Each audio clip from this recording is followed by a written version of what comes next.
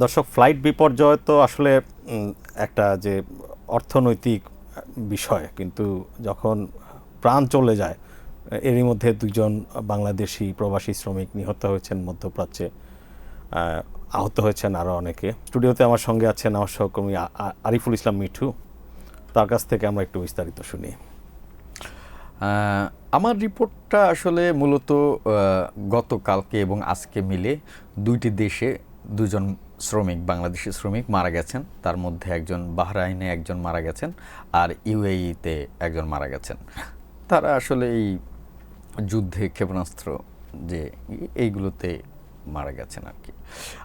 আর আরেকটা বিষয় হচ্ছে যে এই যুদ্ধটাকে নিয়ে আপনি জানেন যে বাংলাদেশের যে শ্রমবাজার, এই শ্রমবাজারের একটা বড় অংশটা আসলে মধ্যপ্রাচ্য ঘিরে।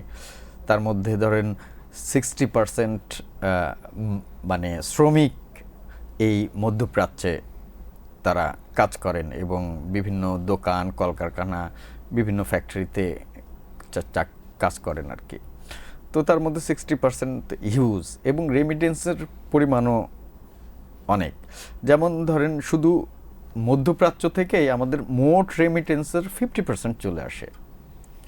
তো এই যুদ্ধ যদি ধরেন আরও প্রলং করে, যেমন বাহরাইন, ওমান, এসব দেশে, ইউএইতে আমাদের, সৌদি আরব, এসব দেশে যে আমাদের শ্রমিক আছে, তো এই যুদ্ধটা যদি করে, তো তাদেরও তো ইনভেস্টমেন্ট, তাদের তো ব্যবসা বাণিজ্য তলানিতে ঠেকতে পারে।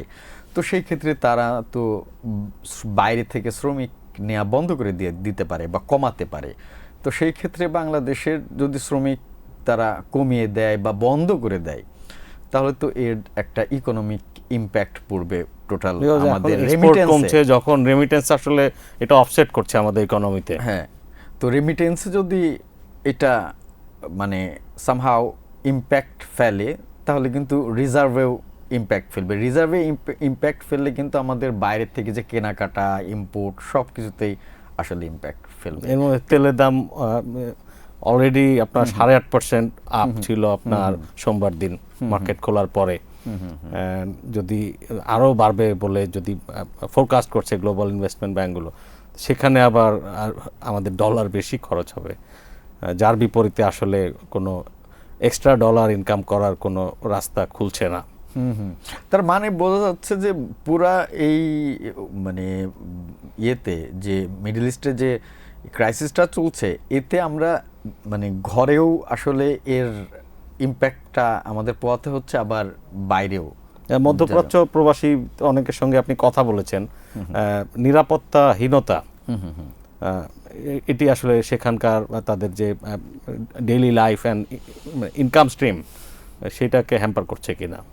আচ্ছা, না, এখানে আসলে মূলত যাদের সাথে কথা বলা হয়েছে, তো তাদের ম্যাক্সিমামই আসলে এক ধরনের আতঙ্কে আছেন বলতে তারা তো বিভিন্ন বিল্ডিংয়ে আছেন বা কর্মরত ইয়েতে আছেন, কখন কোন জায়গা থেকে একটা বোমা এসে পড়বে, এই ধরনের আতঙ্কের মধ্যে আছে।